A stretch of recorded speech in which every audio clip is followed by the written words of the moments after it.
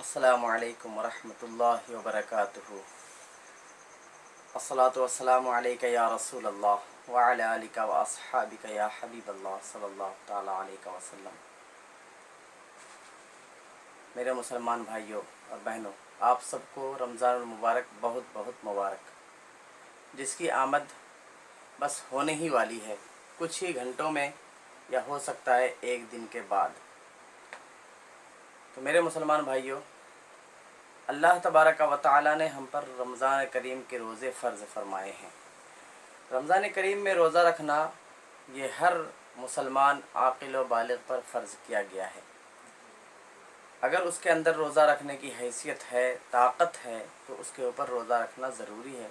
कुछ शर्तें हैं, यानी कि कुछ ऐसी चीज़ें हैं जिनकी वजह से रोज़ा ना रखने की भी इजाज़त है। जैसे कि कोई सफ़र में है या फिर कोई बहुत ही बीमार है जिसकी वजह से वो रोज़ा रखने पर कादिर नहीं है, तो ऐसी सूरत में कुछ उस बारे में भी तफसीलात मौजूद हैं। फ़िलहाल मैं बात करने वाला हूँ कि रमज़ान करीम के रोज़े के मुताल्लिक़ लोगों के अंदर कुछ गलतफ़हमियाँ भी पाई जाती हैं। मसलन एक गलतफ़हमी लोगों में ये पाई जाती है कि उल्टी होने से रोज़ा टूट जाता है, जबकि हकीकत ये है कि क़ई या उल्टी होने से, जिसको वॉमिटिंग भी बोलते हैं इंग्लिश में, तो इससे रोज़ा पर कुछ भी फ़र्क नहीं पड़ता है। उसकी थोड़ी तफसील ये है कि अगर एक इंसान को क़ई हो जाती है, यानी ज़्यादा खाने की वजह से या मतली की वजह से क़ई हो जाती है, तो उसकी वजह से उसके रोज़े पर कोई फ़र्क नहीं पड़ता है, चाहे कितना भी क़ई हो जाए। दूसरी सूरत यह है कि एक इंसान ने ज़्यादा खा लिया और उसके पेट में ख़राबी होने लगी, जिसकी वजह से उसने अपने मुंह में उंगली डाला या किसी सूरत से खुद ब खुद, यानी खुद से क़ई किया, जानबूझ करके क़ई किया, तो ऐसी सूरत में रोज़ा टूट जाता है। यानी अगर खुद ब खुद क़ई हो जाए, हमारी तरफ से ना हो बल्कि ख़ुद से हो जाए, तो उससे रोज़े पर कोई फ़र्क नहीं पड़ता है, बल्कि रोज़ा हो जाता है। और अगर जानबूझ करके क़ई किया है तो उससे रोज़ा टूट जाता है। दूसरी गलतफ़हमी लोगों के दरमियान ये पाई जाती है कि नहाने से मुताल्लिक़, जैसे कि बहुत से लोग ये समझते हैं कि दिन में जो ज़वाल का वक्त जब शुरू होता है उससे पहले तक ही नहा सकते हैं, उसके बाद नहीं नहा सकते हैं, जबकि ऐसी कोई बात नहीं है। अगर आप बाद में भी नहाना चाहें तो आप नहा सकते हैं, रोज़े पर कोई भी फ़र्क नहीं पड़ता है।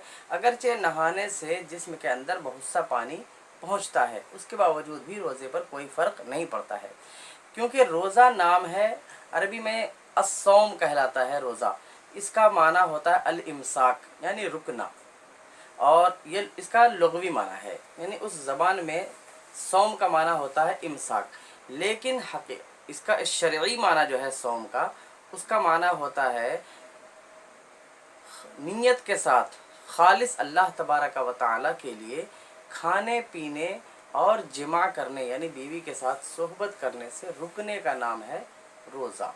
तो अब अगर एक इंसान खाने पीने और जिमा से रुकता है, यानी आगे के मकाम से कुछ भी अपने अंदर नहीं डालता है ज़ुबान मुंह से, इसी तरह नीचे के आगे या पीछे के मकाम से कुछ भी नहीं डालता है, और सोहबत भी नहीं करता है, तो ऐसी सूरत में उसका रोज़ा हो जाएगा।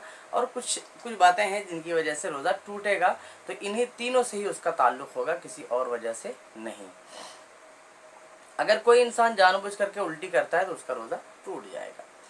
इसी तरह बहुत से लोग ये समझते हैं कि रोज़े के हालत में मिसवाक भी नहीं कर सकते हैं।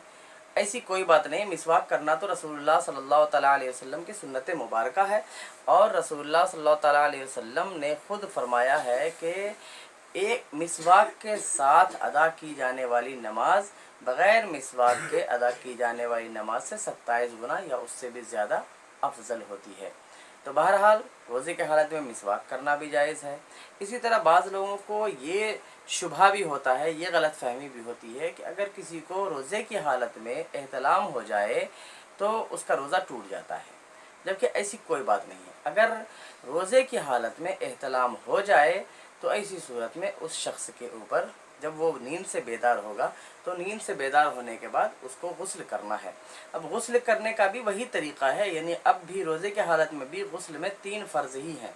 यानी कुल्ली करना, नाक में पानी डालना और पूरे बदन पर अच्छी तरह से पानी बहाना, ये 3 शर्तें हैं गुस्ल की, और यही फ़र्ज़ भी है। ये 3 फ़राइज़ अगर आपने अदा कर लिए तो आपका गुस्ल हो गया, किसी चौथी चीज़ की ज़रूरत नहीं पड़ती है। अब रोज़े की हालत में कैसे करेंगे कुल्ली और नाक में कैसे पानी डालेंगे? तो कुल्ली करना फ़र्ज़ है, गरगरा करना फ़र्ज़ नहीं है। तो आप रोज़े के हालत में बस कुल्ली कीजिए, ऐसा कुल्ली कि आपके हलक तक पानी ना जाए। इसी तरह नाक में इस तरह पानी चढ़ाइए कि वो नाक के ऊपर ना पहुँचे, यानी नर्म हड्डी से ऊपर ना पहुँचे, तो आपका रोज़ा हो जाएगा।